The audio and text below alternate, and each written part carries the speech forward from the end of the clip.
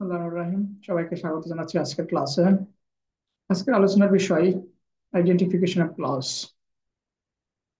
কোনটি noun clause, কোনটি adjective clause, কোনটি অ্যাডভার্ব ক্লজ, কোনটি ডিপেন্ডেন্ট ক্লজ, কোনটি ইন্ডিপেন্ডেন্ট ক্লজ, সাবঅর্ডিনেট ক্লজ। এই যে ক্লজগুলো আছে এগুলো আমরা আইডেন্টিফিকেশন শিখবো। শুরুতে আমরা জেনে নেব ক্লজ কাকে বলে।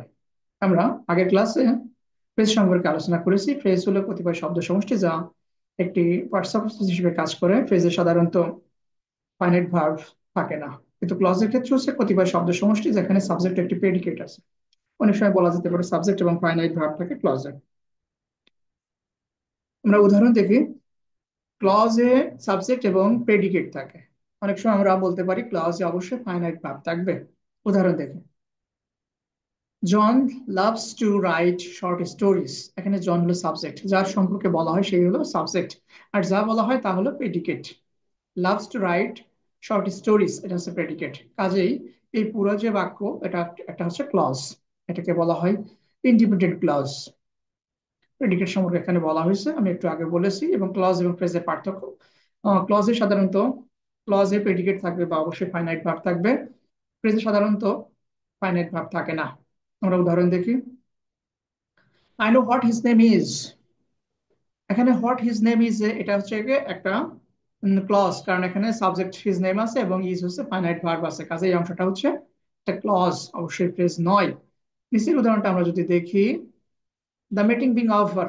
দ্য মিটিং বিং ওভার, এখানে ফাইনাইট ভার্ব নাই, তার মানে এটা হচ্ছে ফ্রেজ। কিন্তু উই ওয়েন্ট হোম, এটা হচ্ছে ক্লজ। এখানে সাবজেক্ট আছে, ফাইনাইট ভার্ব আছে, বা সাবজেক্ট আছে, সাবজেক্টের পরবর্তীতে অংশ ওয়েন্ট হোম, এটা হচ্ছে প্রেডিকেট আছে। সাবজেক্ট প্রেডিকেট থাকলে আমরা জানি সেটা হয় ক্লজ। আর যেখানে ফাইনাইট ভার্ব থাকে না সেটি হচ্ছে সাধারণত ফাইনাইট ভার্ব থাকে না, সেক্ষেত্রে ওই শব্দগুচ্ছকে বলা হয় phrase. The meeting being over, এখানে এখানে হচ্ছে ফাইনাইট ভার্ব নাই, কাজে এটা একটা phrase. Kinds of clause. Clause প্রধানত তিন প্রকার: ইন্ডিপেন্ডেন্ট ক্লজ, ডিপেন্ডেন্ট ক্লজ এবং কোঅর্ডিনেট ক্লজ। ইন্ডিপেন্ডেন্ট ক্লজ কি? যে ক্লজ নিজে অর্থ প্রকাশ করতে পারে সেটা হচ্ছে ইন্ডিপেন্ডেন্ট ক্লজ। একটা সিম্পল সেন্টেন্স একটা ইন্ডিপেন্ডেন্ট ক্লজ, একটা অ্যাসার্টিভ সেন্টেন্স ডিক্লারেটিভ সেন্টেন্স একটা ইন্ডিপেন্ডেন্ট ক্লজ, একটা ইম্পারেটিভ সেন্টেন্স ইম্পারেটিভ ক্লজ বা ইন্ডিপেন্ডেন্ট ক্লজ। ইন্ডিপেন্ডেন্ট ক্লজকে আমরা অনেক সময় মেইন ক্লজ, প্রিন্সিপাল ক্লজ বলতে পারি। ইন্ডিপেন্ডেন্ট ক্লজ এগুলো। আরো কিছু উদাহরণ দেখি আমরা। এখানে রয়েছে, green has been my favourite colour when I was 10। আমরা জানি এটা হচ্ছে কমপ্লেক্স সেন্টেন্স, কারণ হচ্ছে কমপ্লেক্স সেন্টেন্সে coordinating subordinating conjunction as since, এই যেখানে সিন্স আছে, অ্যাজ সিন্স হোয়েন ইফ দো অলদো টিল, এই যে কনজাংশন গুলো আছে এগুলোকে বলা হয় সাবঅর্ডিনেটিং কনজাংশন। এই কনজাংশন যুক্ত ক্লজটিকে বলা হয় কমপ্লেক্স সেন্টেন্স। আর কমপ্লেক্স সেন্টেন্সে যখন এই কনজাংশন যুক্ত থাকবে, যে ক্লজটা, দুইটা ক্লজ, যদি এই কনজাংশন যুক্ত ক্লজটিকে বলা হয় ডিপেন্ডেন্ট ক্লজ বা সাবঅর্ডিনেটিং ক্লজ। আর যে মূল ক্লজটা, এটা ব্যতীত যে ক্লজটা রয়েছে সেটাকে বলা হয় প্রিন্সিপাল ক্লজ, ইন্ডিপেন্ডেন্ট ক্লজ বা মেইন ক্লজ। এখানে হচ্ছে green has been my favourite colour, এটা হচ্ছে মেইন ক্লজ বা প্রিন্সিপাল ক্লজ বা independent clause. Since I was 10, এটা হচ্ছে ডিপেন্ডেন্ট ক্লজ বা সাবঅর্ডিনেটিং ক্লজ। আরেকটা উদাহরণ আমরা দেখি। আই নো দ্য বয়, এটুকু হচ্ছে independent clause. I know the boy, independent ক্লজের আগে কোনো কনজাংশন থাকে না, কিন্তু ডিপেন্ডেন্ট ক্লজ শুরুই হয় সাবঅর্ডিনেটিং কনজাংশন দিয়ে, রিলেটিভ প্রোনাউন দিয়ে। এখানে হচ্ছে হু দিয়ে শুরু হয়েছে, এটা হচ্ছে ডিপেন্ডেন্ট ক্লজ। ডিপেন্ডেন্ট ক্লজের বিস্তারিত এখানে দেওয়া রয়েছে, আপনারা যদি বইটা এটুকু পড়েন তাহলে বুঝতে পারবেন। তবে আমি আগেই বলে দিয়েছি সংজ্ঞাটা। যে ক্লজ অন্যের উপর নির্ভরশীল হয়ে অর্থ প্রকাশ করে সেটি হচ্ছে ডিপেন্ডেন্ট ক্লজ। কমপ্লেক্স সেন্টেন্সে যে যে as, since, when, how, relative pronoun যেগুলো আছে, কনজাংশন, সাবঅর্ডিনেটিং কনজাংশন দিয়ে যুক্ত যে ক্লজটা, সেটাকে বলা হয়েছে dependent clause. James, when James got home, James যখন বাড়িতে পৌঁছালো, হি এট ডিনার, যখন বাড়িতে পৌঁছলো তখন সে ডিনার করলো। যে হোয়েন যুক্ত যে ক্লজটা, এটা হচ্ছে ডিপেন্ডেন্ট ক্লজ, আর এটা হচ্ছে প্রিন্সিপাল ক্লজ বা মেইন ক্লজ বা independent clause. Please send me the report tomorrow, এটা হচ্ছে মেইন ক্লজ বা principal clause. If you can, এই ইফ যুক্ত ক্লজটি বা কনজাংশন যুক্ত ক্লজটি ডিপেন্ডেন্ট ক্লজ বা সাবঅর্ডিনেট ক্লজ। 3 নম্বর ক্লজ হচ্ছে কোঅর্ডিনেট ক্লজ, কোঅর্ডিনেটিং কনজাংশন। এগুলো মনে রাখতে হবে: and, but, or, for, nor, so, yet, এই সাতটা, এই সাতটাকে বলা হয় কোঅর্ডিনেট ক্লজ। এই সাতটা কনজাংশন যুক্ত ক্লজকে বলা হয় কোঅর্ডিনেট ক্লজ। এই সাতটা আগে ও পিছে যে ক্লজ থাকে সেটাকে, সেই দুটাই হচ্ছে ইন্ডিপেন্ডেন্ট ক্লজ বা প্রিন্সিপাল ক্লজ। আর এই বাক্যকে বলা হয় কম্পাউন্ড সেন্টেন্স। উদাহরণ দেখি আমরা। I went there and found him singing. আমি সেখানে গেলাম এবং তাদেরকে গাইতে দেখলাম। I found him singing. এখানে আই ওয়েন্ট দেয়ার এটা independent clause, found him singing এটা ইন্ডিপেন্ডেন্ট ক্লজ, এন্ড হচ্ছে কোঅর্ডিনেটিং কনজাংশন। আর কোঅর্ডিনেটিং কনজাংশন যুক্ত ক্লজটাই হচ্ছে coordinate clause. Munna went to the grocery store and purchased, এখানে এন্ড আছে, তার মানে এই টোটাল যে দুটা ক্লজ যুক্ত যে আমরা যদি সেন্টেন্সটাকে বলি এটা হচ্ছে compound sentence. And, but, or, for, nor, so, yet এই সাতটা যুক্ত বাক্যকে বলা হয় হচ্ছে কম্পাউন্ড সেন্টেন্স। Compound sentence. অনেক সময় কম্পাউন্ড সেন্টেন্সে a and, but, or, coordinating conjunction, এই কোঅর্ডিনেটিং কনজাংশন গুলো বাদেও কম্পাউন্ড সেন্টেন্স হতে পারে, সেক্ষেত্রে সেমিকোলন দ্বারা যুক্ত থাকে। এই যে উদাহরণটা আমরা দেখি এখানে লিখে দেওয়া হয়েছে শ্যাডোতে, আমরা উদাহরণ দেখি। Munna did not have enough time to finish his exam. Semicolon has his class was only an hour long. Munna did not have enough time to finish his class. মুন্নার তার ক্লাস শেষ করার জন্য পর্যাপ্ত সময় তার ছিল না। His class was only an hour long. এখানে কোঅর্ডিনেটিং কনজাংশন যুক্ত হয় না, সেমিকোলন দ্বারা যুক্ত হয়েছে, তা সত্ত্বেও এটা কম্পাউন্ড সেন্টেন্স। আর এই যে দুইটা ক্লজ যুক্ত হয়েছে এই দুইটাই হচ্ছে ইন্ডিপেন্ডেন্ট ক্লজ।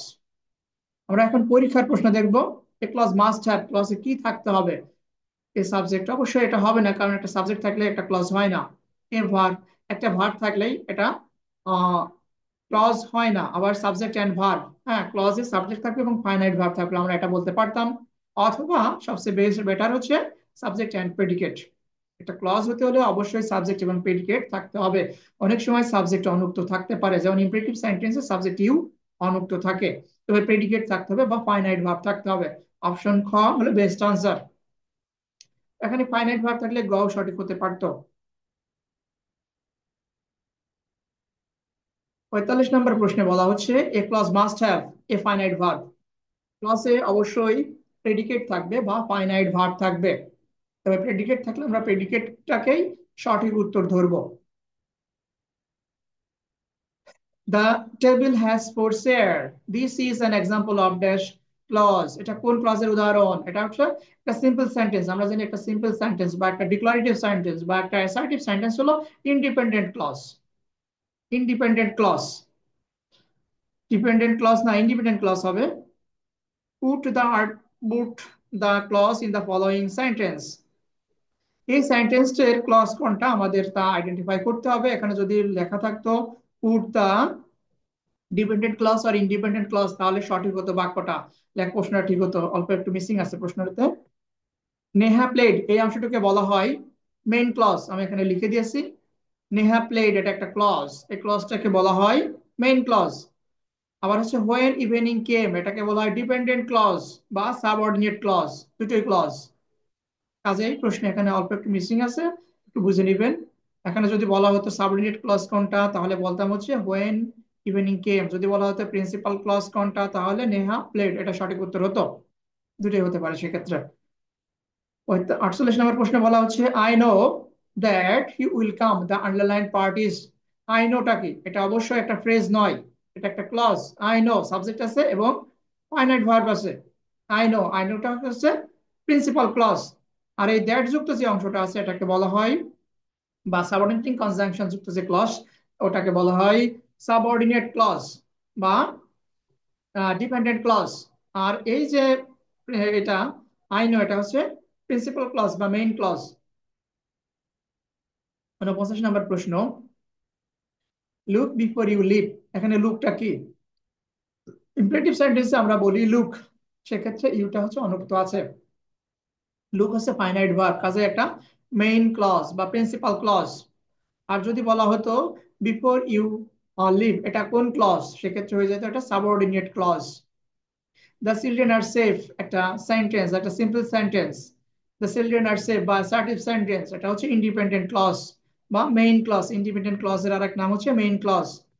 ইন্ডিপেন্ডেন্ট ক্লজ কে আমরা মেইন ক্লজ বলতে পারি, আবার হচ্ছে মেইন ক্লজ বা ইন্ডিপেন্ডেন্ট ক্লজ বা প্রিন্সিপাল ক্লজ আমরা বলতে পারি। তার মানে হচ্ছে গ সঠিক, ক এবং খ দুটোই সঠিক।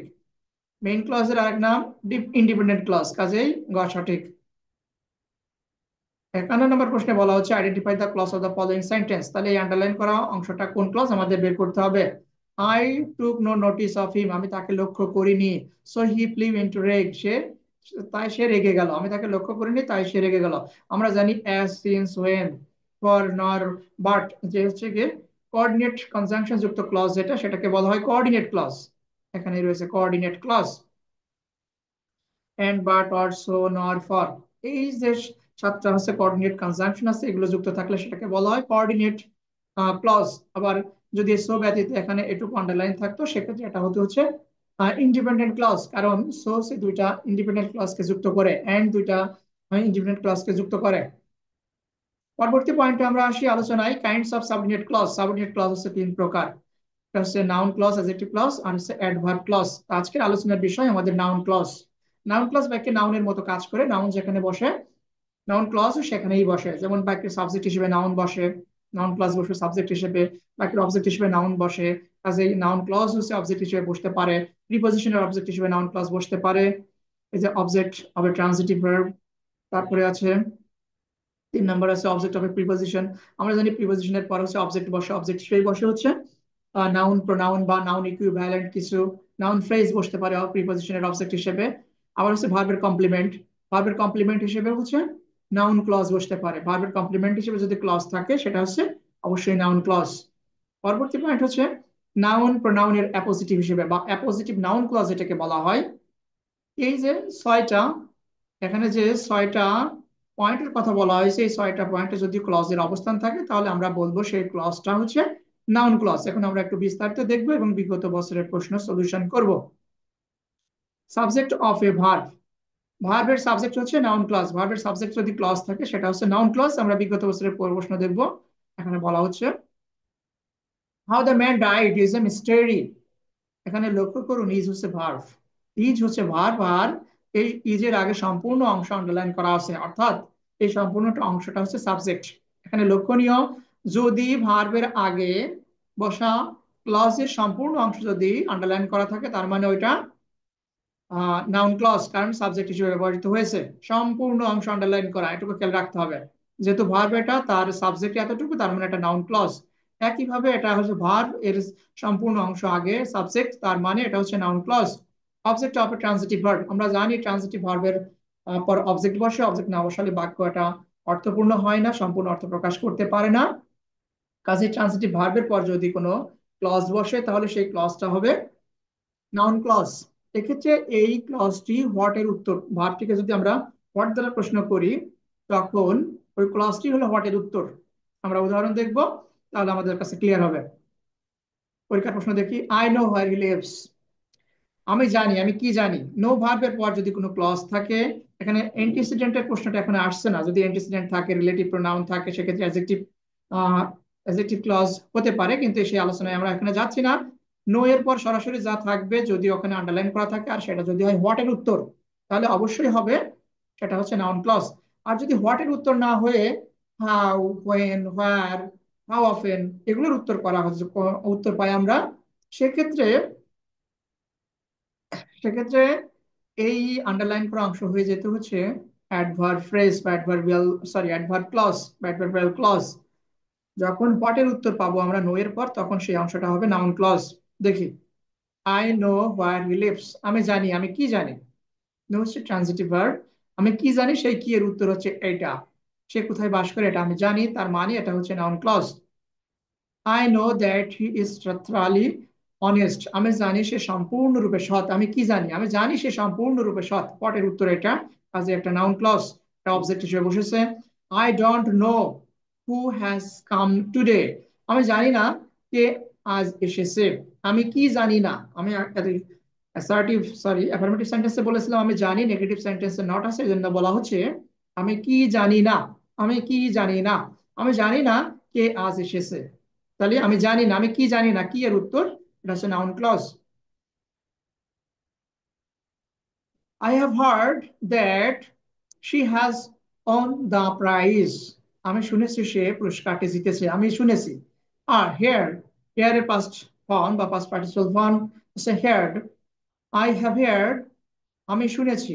আমি কি শুনেছি, কি এর উত্তর হচ্ছে এটা, আমি শুনেছি সে প্রাইজটি পেয়েছে, আমি শুনেছি সে প্রাইজটি জিতেছে। এখানে হোয়াট এর উত্তর আছে, আমি কি শুনেছি। I often wonder how are you getting on, আমাদের দেখতে হবে, এই প্রথমে জানতে হবে ওন্ডারটা কি। ওন্ডার হচ্ছে কোনো কিছু নিয়ে ভাবা বা চিন্তা করা। আই অফেন ওন্ডার, আমি প্রায়ই ভাবি, আমি প্রায়ই চিন্তা করি। আমি কি চিন্তা করি, সেই কির উত্তরটা হচ্ছে এতটুকু। How you are getting on, তুমি কিভাবে চলছো, তুমি কিভাবে উন্নতি করছো, আমি এটাই ভাবি। আমি কিভাবে, কি এর উত্তর এটা, তার মানে এটা হচ্ছে নাউন ক্লজ। মনে রাখতে হবে, যেমন এই উন্ডার, এখানে আরো কিছু ভার্ব আছে, উন্ডার, আস্ক, এনকোয়ার, এনকোয়ার। এই শব্দগুলো, এই ভার্বগুলো বাক্যে ট্রানজিটিভ ইনট্রানজিটিভ দুভাবেই ব্যবহৃত হতে পারে, সাধারণত ট্রানজিটিভ হিসেবে ব্যবহৃত হয়। আর এগুলো পড়বে যখন ইফ, ওয়েদার, এই জাতীয় কনজাংশন আসবে, সেক্ষেত্রে এই কনজাংশন গুলো যুক্ত যে ক্লজটা, এটা হচ্ছে নাউন ক্লজ হবে, নাউন ক্লজ হবে। এগুলো হচ্ছে এই ভার্বের অবজেক্ট হিসেবে ব্যবহৃত হয়। উদাহরণ দেখি আমরা একটা, I wonder if you can help me. I wonder if you can help me. আমি ভাবছি তুমি সাহায্য করতে পারো কিনা। আমি কি ভাবছি, তুমি সাহায্য করতে পারো কিনা, আমি এটাই ভাবছি। এখানে বলা হচ্ছে আমি ভাবছি, আমি প্রায় ভাবি কিভাবে তুমি চলছো বা কিভাবে তুমি উন্নতি করছো। তার মানে কি এর উত্তর আছে। এখানেও আমি ভাবছি, আমি কি ভাবছি, তার উত্তর এটা। তার মানে এগুলো হচ্ছে নাউন ক্লজ। পরবর্তী প্রশ্ন 59-এ বলা হচ্ছে identify the name of clause in the underlined sentence. Your body digest whatever you eat. তোমার বডি ডাইজেস্ট করে মানে হজম করে, তোমার বডি কি হজম করে, তোমার বডি হজম করে তুমি যা খাও, হোয়াট এভার ইউ ইট, এটা কি এর উত্তর। কাজে এটা নাউন ক্লজ। ডিরেক্ট অবজেক্ট বা কি এর উত্তর, হোয়াট এর উত্তর। তারপর বলা হচ্ছে could I explain why he turned it down, sorry could he explain, সে কি ব্যাখ্যা করতে পারবে, সে কি ব্যাখ্যা করতে পারবে সে কেন এটা প্রত্যাখ্যান করেছে। এক্সপ্লেইন করা মানে ব্যাখ্যা করা, সে কি ব্যাখ্যা করতে পারবে, সে কি ব্যাখ্যা করবে, সে ব্যাখ্যা করবে কে, সে কেন এটা প্রত্যাখ্যান করেছে, অর্থাৎ কি এর উত্তর রয়েছে। Why he turned it down, সে কেন এটা বাতিল করেছে, সে কেন এটা প্রত্যাখ্যান করেছে, এটা হচ্ছে কি এর উত্তর। তার মানে হচ্ছে Y he turned it down হচ্ছে নাউন ক্লজ। হি আস্কড, এটা নিয়ে আমি কিছুক্ষণ আগে বললাম যে আস্ক, এনকোয়ার, ওন্ডার, তারপর এখানে এক্সপ্লেইন, এই ভার্বগুলো বাক্যে হয়তো সাধারণত ট্রানজিটিভ ভার্ব হিসেবে ব্যবহৃত হয়, কখনো কখনো ইনট্রানজিটিভ হিসেবে ব্যবহৃত হতে পারে। এইগুলোর পর যখন ইফ থাকবে, ওয়েদার থাকবে, বা কোনো ডাব্লিউএইচ ওয়ার্ড থাকবে, কনজাংশন থাকবে, এগুলোর পর যদি থাকে, এটা যদি হোয়াট এর উত্তর দেয়, এটা অবজেক্ট গ্রহণ করে আর কি, এটা হোয়াট এর উত্তর দিলে সেটা হচ্ছে নাউন ক্লজ, কারণ এটা অবজেক্ট হিসেবে ব্যবহৃত হয় তখন। হি আস্কড, সে প্রশ্ন করলো, আমাকে জিজ্ঞাসা করলো, whether I would help him, আমি তাকে সাহায্য করব কিনা। সে আমাকে প্রশ্ন করলো, আমি তাকে সাহায্য করতে পারবো কিনা। সে আমাকে কি কি জিজ্ঞাসা করলো, কি জিজ্ঞাসা করলো। He asked me why I was late, আমি কেন, সে আমাকে জিজ্ঞাসা করলো, কি জিজ্ঞাসা করলো, why I was late, কেন আমার দেরি হলো। সে আমাকে প্রশ্ন করলো কেন আমার দেরি হলো। সে আমাকে কি জিজ্ঞাসা করলো, তার উত্তর কেন আমার দেরি হলো। এখানে আস্ক সেম জিনিস, আস্ক, ইনকোয়ার, এরপরের যদি একটা অবজেক্ট বসছে, direct object, sorry indirect object, ব্যক্তিবাচক অবজেক্ট প্লাস ইফ ওয়েদার দিয়ে যদি একটা ক্লজ থাকে, সেটা নিশ্চিতভাবে হচ্ছে, ইফ ওয়েদার দিয়ে যদি যখন ক্লজ থাকবে সেটা হচ্ছে নাউন ক্লজ, কারণ এটা অবজেক্ট হিসেবে বসে। এইটুকু দেখলে একটু ভালো বোঝা যাবে। Wonder, ask, enquire plus if whether প্রশ্ন জিজ্ঞাসা ব্যবহৃত হয় এবং এই ক্লজটি হয় noun clause. I enquire how he lost his money, enquire সম্পর্কে একটু আগে আমি বলেছি। আই এনকোয়ার, আমি how he lost his money, আমি তাকে প্রশ্ন করলাম সে কিভাবে তার টাকা হারিয়েছে। আমি কি করলাম, তাকে তাকে প্রশ্ন করলাম, এনকোয়ার করলাম। How he lost his money, সে কিভাবে তার টাকা হারিয়ে ফেলেছে, এ ব্যাপারে তাকে আমি প্রশ্ন করলাম। এনকোয়ার মানে প্রশ্ন করা। আস্ক, এনকোয়ার, এনকোয়ার অর্থ কাউকে প্রশ্ন করা বা কারো কাছে তথ্য চাওয়া। কোনটা সম্পর্কে এখানে বিস্তারিত বলেছি, যা আমি অলরেডি বলেই দিয়েছি। আচ্ছা, আরেকটা পজিশন যেখানে প্রিপজিশন, প্রিপজিশনের অবজেক্ট হিসেবে আমরা জানি প্রিপজিশনের পর নাউন, নাউন ফ্রেজ বা প্রোনাউন বসে। আর যদি প্রিপজিশনের পর ক্লজ থাকে, সেটাও প্রিপজিশনের অবজেক্ট। আর প্রিপজিশনের অবজেক্ট হিসেবে যদি ক্লজ বসে, তাহলে ওই ক্লজটা হবে নাউন ক্লজ। আমরা দেখি, listen to what he says. Listen to, এই যে টু, টু এর পর ক্লজ বসেছে, তার মানে এই প্রিপজিশনের অবজেক্ট হচ্ছে এই ক্লজটি। আমরা জানি প্রিপজিশনের অবজেক্ট হিসেবে যে ক্লজটি বসে, এটা noun clause. I can not understand the meaning of what he has said. Of এর অফ এর পর একটা ক্লজ বসেছে, অফ প্রিপোজিশনের প্রিপোজিশনের অবজেক্ট। প্রিপোজিশনের অবজেক্ট হিসেবে যখন একটা ক্লজ বসে সেটা হচ্ছে noun clause. Pay careful attention to, to হচ্ছে প্রিপোজিশন, তারপরে ক্লজ বসছে, কাজে একটা নাউন ক্লজ। ভার্বের কমপ্লিমেন্ট আমাদের জানতে হবে। কমপ্লিমেন্ট কি? কমপ্লিমেন্ট হচ্ছে ভার্বের পরে বসা অংশ যদি সাবজেক্টকে বোঝায়, সাবজেক্টকে রিনেম করে, তাহলে ওই ক্লজটি হবে নাউন ক্লজ। ভার্বের পরে বসা অংশ যদি সাবজেক্টকে বোঝায়, the matter is that we had gone there. বিষয়টি হচ্ছে আমরা সেখানে গিয়েছিলাম, আমরা সেখানে গিয়েছিলাম, এটাই হচ্ছে বিষয়। তার মানে আরো আমরা বুঝতে পারি, বি ভার্বের পর বসা অংশ, বি ভার্বের পরে বসা অংশ যদি সাবজেক্টকে বুঝায়, বি ভার্বের পরে বসা অংশ যদি সাবজেক্টকে বুঝায়, তাহলে ওটা হবে হচ্ছে কমপ্লিমেন্ট। আর সাবজেক্টকে সাবজেক্ট কমপ্লিমেন্ট বা হচ্ছে এই কমপ্লিমেন্টটাই হবে noun clause. Life is what we make it. Life is what, life কি, লাইফটা কি, life is what we make it. তারপরে my wish is that I may please you, আমার ইচ্ছা আমি, that I may please you, আমি তোমাকে খুশি করতে পারি, এটাই আমার ইচ্ছা। এখানে ইজ, এই দ্যাট আই মে প্লিজ ইউটাই হয় হলো হচ্ছে মাই উইশ, তার মানে সাবজেক্ট এবং অবজেক্ট একই জিনিস। এক্ষেত্রে যেহেতু এটা ক্লজ, এটা হবে নাউন ক্লজ। আজকের আলোচনা এই পর্যন্তই রাখছি। পরবর্তী ক্লাসে আমি অ্যাপোজিটিভ নাউন ক্লজ এবং অ্যাডজেক্টিভ ক্লজ নিয়ে আলোচনা করব। সবাইকে আমন্ত্রণ রইল ক্লাসে অংশগ্রহণ করার জন্য। ভিডিওটি দেখার জন্য ধন্যবাদ।